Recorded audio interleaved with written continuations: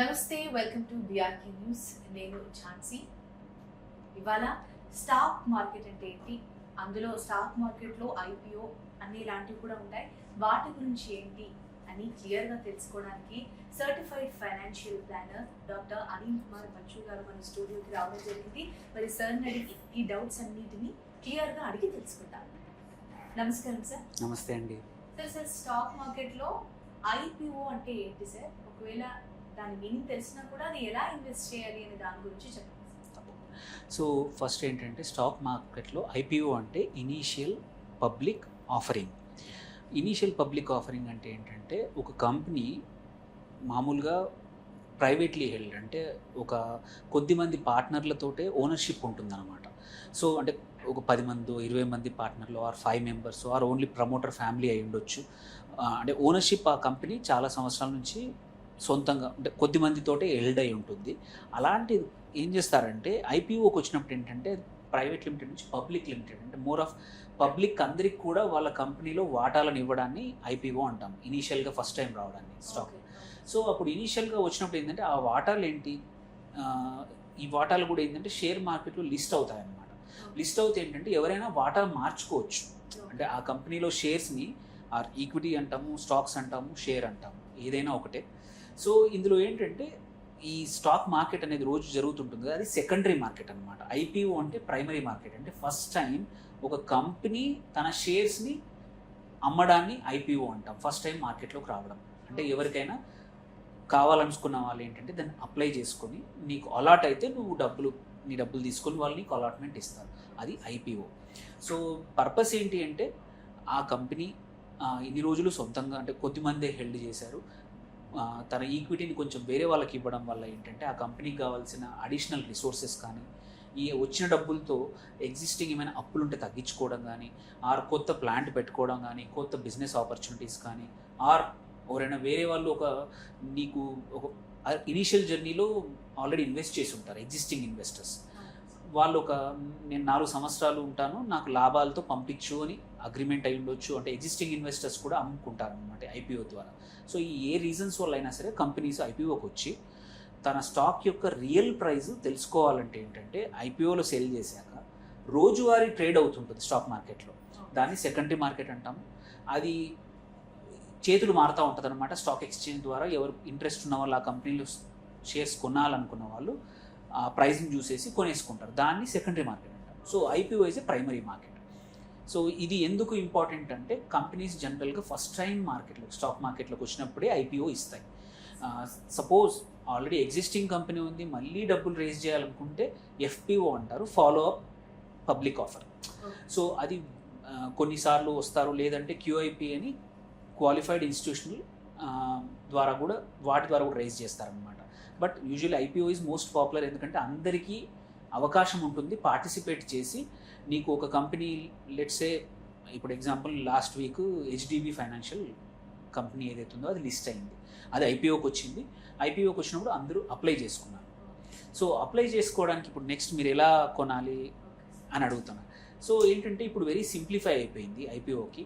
మీరు first thing ఒక demat మన దగ్గర ఉండాలి, ఏదైనా బ్రోకర్ ద్వారా కానీ, ఏదైనా ఆన్లైన్ యాప్ ద్వారా కానీ, ఎవరి ద్వారా అయినా సరే ఒక డిమాట్ ఓపెన్ చేసి పెట్టుకోవాలి.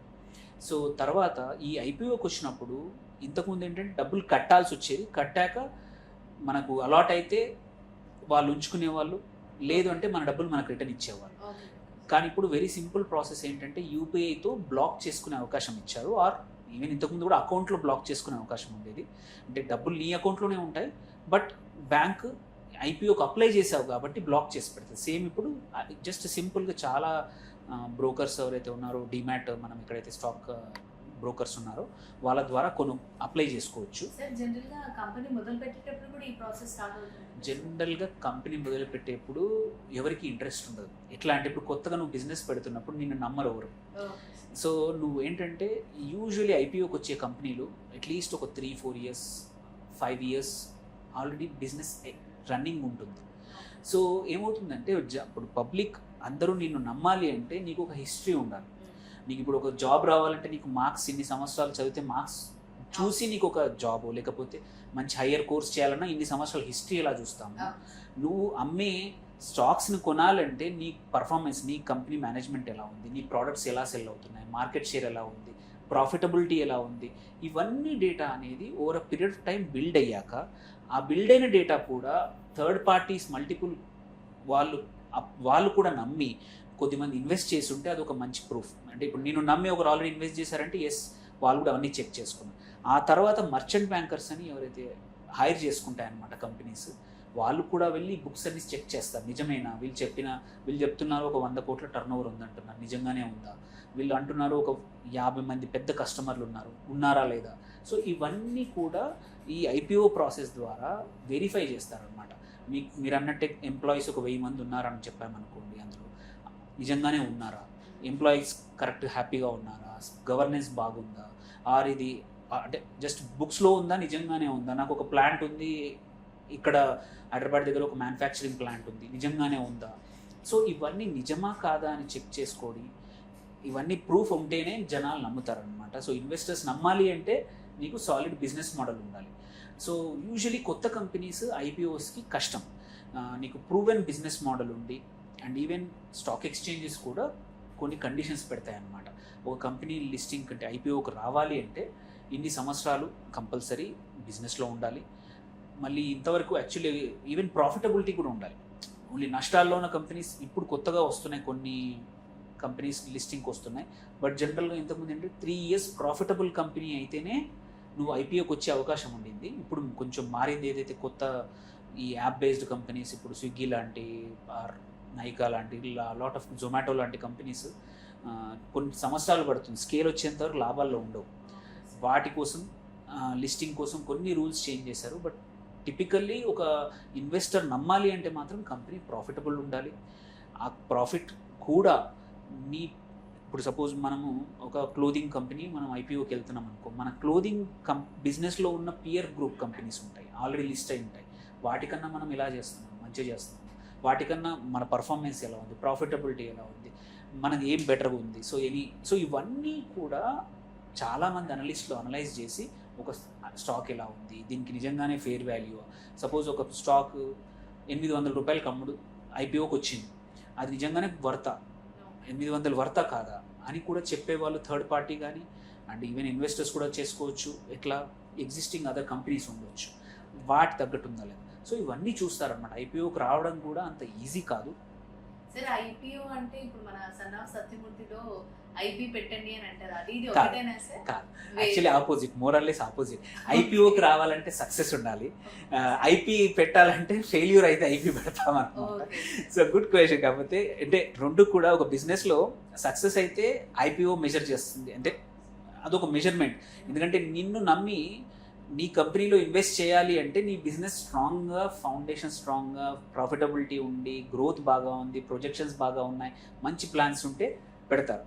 సో అది ఏమైనా బిజినెస్ ఫెయిల్యూర్ అయితే ఏంటంటే అది పెట్టేసి ఎగ్జిట్ అయిపోతారు. అమ్మేయడం కన్నా కూడా కాపాడుకుంటారు, వాళ్ళని కాపాడుకోవడానికి ఐపీ పెడతారనమాట, లేకపోతే ఫిజికల్గా ఏదైనా చేయొచ్చు అనమాట. సో ఐపీఓ అనేది ఎన్లార్జ్మెంట్ కోసం, అంటే బిజినెస్ పెరగాలి, మన బిజినెస్ కన్నా కంపెనీ వాల్యూ పెరుగుతుంది. సో ఏంటంటే ఐపీఓ అప్లై చేయడం వెరీ సింపుల్. యాప్ ద్వారా కానీ అప్లై చేసుకుంటే, డిమాట్ ఉంటే మనం అమౌంట్ బ్లాక్ అవుతుంది. లిస్ట్ అయ్యే కన్నా ముందు రోజు, ఒక 2 రోజుల ముందు డ్రా అవుతుంది. ఎంతమంది అప్లై చేశారు దాన్ని బట్టి లైక్ మనకు అలాట్మెంట్ వస్తుంది అనమాట. యూజువల్లీ అది అంటే ర్యాండమ్గా లాటరీ ద్వారానే తీస్తారనమాట. సో తీసి ఎక్కువ మంది అప్లై చేస్తే కొద్ది మందికి ఇస్తారు, తక్కువ మంది అప్లై చేస్తే అందరికీ వస్తాయి. సో అలా అలాట్ చేశాక ఎవరికైతే అలాట్ అయిందో ఆ డబ్బుల్ని వాళ్ళు వాడేసుకుంటారు, ఏదైతే బ్లాక్ చేసిన అమౌంట్. ఎవరికైతే రాలేదో అవి అన్బ్లాక్ అవుతాయి అనమాట. సో నీ money is free to go. ఒక్కసారి నీకు షేర్లు అలాట్ అయ్యాక నీ డిమాట్ అకౌంట్లోకి వచ్చేస్తాయి. వచ్చాక యూజువలీ ఐపీఓ తర్వాత ఒక 3 రోజులు 4 రోజుల్లో ఆ కంపెనీ అయిపోయాక లిస్టింగ్కి వస్తుంది. ఒక లిస్టింగ్ డేట్ కూడా ముందే అనౌన్స్ చేస్తారు. లిస్టింగ్కి వచ్చినప్పుడు ఏంటంటే ఏవైతే అన్నీ అలాట్ అయ్యాయో they are now ready for secondary sale. అంటే నేను కొనేసాను, ప్రైమరీ కంపెనీ దగ్గర నుంచి కొన్నాను, ఇప్పుడు మార్కెట్లో ఎవరికి డిమాండ్ బట్టి అమ్మాలనుకుంటే అమ్మొచ్చు. ఏదైతే స్టాక్ మంచి డిమాండ్ ఉందో పబ్లిక్లో లిస్ట్ అయ్యాక గెయిన్స్ అంటాం, అంటే ఇమ్మీడియట్గా ప్రైస్ పెరుగుతుంది. కొన్ని కేసులు నష్టపోవచ్చు కూడా. సో చాలామంది ఏం చేస్తారంటే ఐపీఓలో ఇన్వెస్ట్ చేసేవాళ్ళు లిస్టింగ్ గెయిన్స్ కోసం చేస్తారనమాట. తొందరగా క్విక్ మనీ, లెట్స్ సే వాళ్ళు ఒక 50,000 పెట్టి ఒక లాట్ 2 లాట్లు 3 లాట్లు కొన్నారు, అలాట్ అయ్యాయి. అమ్మేప్పుడు 60,000 70,000 డిపెండ్స్ లిస్టింగ్ గెయిన్ బట్టి. కొన్ని కంపెనీస్ బ్లాక్ బస్టర్ 60-70% కూడా వస్తాయి, ఎందుకంటే డిమాండ్ ఎక్కువ ఉంటుంది. అలాంటప్పుడు విత్ ఇన్ ఏ డే, అంటే వారం రోజుల్లో నువ్వు పెట్టిన 50,000కి 15-20,000 లాభం వస్తుంది అనమాట. సో చాలా, అండ్ ఇట్స్ మచ్ ఈజియర్, అంటే స్ట్రైట్ ఫార్వర్డ్ కాబట్టి చాలామంది డిమాండ్ ఉన్న వాటికి ఎక్కువ మంది అప్లై చేస్తారు, వస్తే తొందరగా అమ్మేస్తారు. సో ఇది ఈ ప్రాసెస్ ఏంటంటే అందరికీ తెలిసిన ప్రాసెస్, బట్ చాలామందికి ఇంకా ఐపీఓ అంటే ఏంటో తెలియదు. సో అది వీడియో ద్వారా చెప్పాము. ఇంకా ఏమైనా డౌట్స్ ఉంటే మనం కాల్ చేస్తే మనం మాట్లాడవచ్చు. సార్, జనరల్గా నాకు వచ్చిన డౌట్ ఏంటి అంటే, ఇప్పుడు ఐపీఓ కొనాలంటే ఆ కంపెనీ మంచిగా రెప్యూటెడ్ ఉండాలి, వెల్ ఎస్టాబ్లిష్ అయి ఉండాలి, మంచిగా రన్ అవుతూ ఉండాలి. మరి అలాంటి కంపెనీని కొనాలి అనుకునే వాళ్ళ కంపెనీ కూడా ఎస్టాబ్లిష్ అయి ఉండాలి సార్, లేకపోతే వాళ్ళు న్యూ కమర్ అయితే పర్లేదు? ఎవరైనా ఐపీఓలో ఎవరైనా ఇన్వెస్ట్ చేసుకోవచ్చు, ఎవరైనా చేయొచ్చు. యాజ్ ఎ ఇండివిజువల్ ఎవరైనా చేయొచ్చు, జస్ట్ ఇండివిజువల్ అయినా పర్లేదు. అందుకే యాక్చువల్లీ ఏంటంటే ఇప్పుడు ఈ కాలంలో ఎక్కువ పాపులర్ అయిపోతున్నాయి ఐపీఓ, ఎందుకంటే ప్రతి ఒక్కరికి డీమ్యాట్ అకౌంట్ ఉంటున్నాయి, ఈజీగా యాప్ ద్వారా ఓపెన్ చేస్తున్నారు. సో ఇదే డీమ్యాట్తో మ్యూచువల్ ఫండ్లో పెడతా ఉన్నారు, లేదంటే స్టాక్స్లో పెడతా ఉన్నారు. సేమ్ డీమ్యాట్తో ఐపీఓలో కూడా ఇన్వెస్ట్ చేయొచ్చు.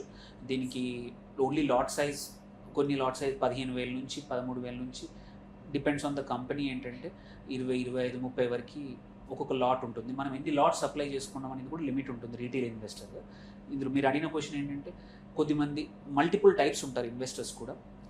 ఇంత పర్సెంట్, లైక్ లెట్సే ఒక కంపెనీ 1,000 కోట్లు రేజ్ చేయడానికి వస్తుంది ఐపీఓ కనుకోండి, వాళ్ళు చెప్పొచ్చు మేము 100 కోట్ల వర్త్ షేర్లు ఇండివిజువల్స్ ఆ రీటైల్ దగ్గర ఆఫర్ చేస్తాము, మిగిలిన 900 కోట్లు లో కొంచెం లెట్సే ఒక 20% హెచ్ఎన్ఐస్ అంటే హై నెట్వర్త్ ఇండివిజువల్స్ వాళ్ళకి ఆఫర్ చేస్తాము, మిగిలిన 70-80% ఇన్స్టిట్యూషన్స్కి, మ్యూచువల్ ఫండ్సే అనుకోండి, ఇన్సూరెన్స్ కంపెనీసే అనుకోండి, ఆర్ కంపెనీస్ కూడా ఇన్వెస్ట్ చేయొచ్చు అన్నమాట ఐపీఓలో. సో అన్ని రకాల ఇన్వెస్టర్స్ చేయొచ్చు, కంపెనీలు చేయొచ్చు, హెచ్ఎన్ఐస్ రిచ్ ఎవరైతే వాళ్ళు చేయొచ్చు, ఆల్సో ఇన్స్టిట్యూషన్స్ కూడా చేయొచ్చు అనమాట. సో అది కూడా ముందే డిటర్మైన్ చేస్తారనమాట. సెబీకి అప్లై చేసేప్పుడే మాకు ఇంత పర్సెంట్ రీటైల్కి ఇస్తున్నాము, ఇంత పర్సెంటేజ్ హెచ్ఎన్ఐకి ఇస్తున్నాము, ఇంత పర్సెంటేజ్ ఇన్స్టిట్యూషన్స్కి ఇస్తున్నాము. దేర్ బై అన్ని రకాల ఇన్వెస్టర్స్ కూడా ఆ కంపెనీలో ఓనర్స్ అంటే షేర్లు కొంటారనమాట, షేర్లతో పార్టిసిపేట్ అవుతారు. స్టాక్ మార్కెట్ గురించి, అందులో మెయిన్గా ఐపీఓ గురించి చాలా క్లియర్గా ఎక్స్ప్లెయిన్ చేశారు సార్. Thank you.